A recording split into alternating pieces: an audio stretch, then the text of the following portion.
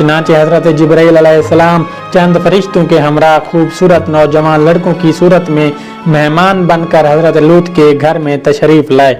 इधर जब हजरत लूत ने इन नौजवान खूबसूरत मेहमानों को देखा तो हजरत लूत अलैहिस्सलाम बहुत फिक्रमंद हुए, क्योंकि इसकी कौम पहले ही इस फेल बद में बहुत ज़्यादा सरकशी कर चुकी थी।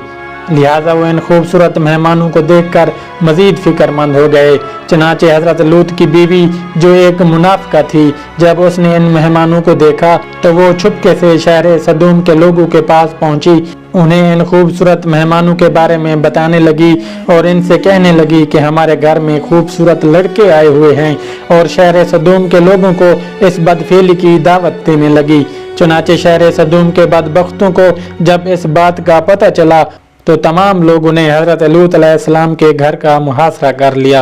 और ये लोग इन मेहमानों के साथ बदफेली के इरादे से आए। हजरत लूत अलैहिस्सलाम के घर की दीवार पर चढ़ने लगे। चुनांचे हजरत लूत अलैहिस्सलाम ने जब ये मंजर देखा तो अपने मेहमानों को एक कमरे में छुपा दिया और हजरत लूत अलैहिस्सलाम ने अपनी कौम को निहायत दिलसोजी के साथ समझाना शुरू कर दिया,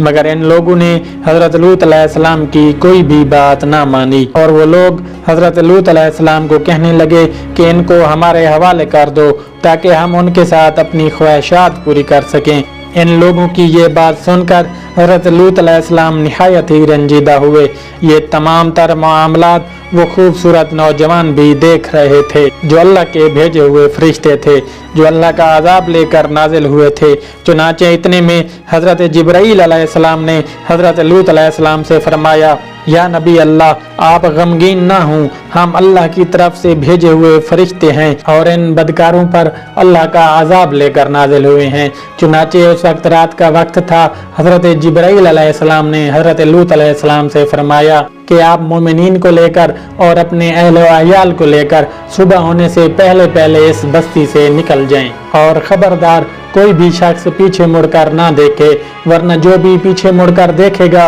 वो भी इस दर्दनाक अजाब में मुब्तला हो जाएगा। चुनांचे हजरत लूत अलैहिस्सलाम मोमिनीन और अपने अहल अयाल को लेकर इस बस्ती से रवाना हुए। इसके बाद हजरत जिब्राइल अलैहिस्सलाम इस शहर की 5 बस्तियों को अपने परों पर लेकर आसमान की तरफ बुलंद हुए और कुछ ऊपर जाकर इन 5 बस्तियों को जमीन पर उलट दिया और इसके बाद अल्लाह ने इस बदबख्त कौम पर पत्थरों और आग की बारिश बरसा दी और इस तरह अल्लाह के इस दर्दनाक अजाब के अंदर कौम लूत की लाशों के परछे उड़ गए और अल्लाह के इस अजाब ने शहर सदूम को तहस नहस कर दिया। इसी दौरान जब अल्लाह का ये दर्दनाक अजाब नाजिल हो रहा था तो हजरत लूत की बीवी जो हकीकत में मुनाफिका थी और कौम लूत के बदकारों से मोहब्बत करने वाली थी, इसने अचानक मुड़ के पीछे देखा तो वो भी अल्लाह के इस दर्दनाक अजाब में मुब्तला हो गई और वो एक पत्थर के मुजस्मे में तब्दील हो गई। इस तरह दुनिया के अंदर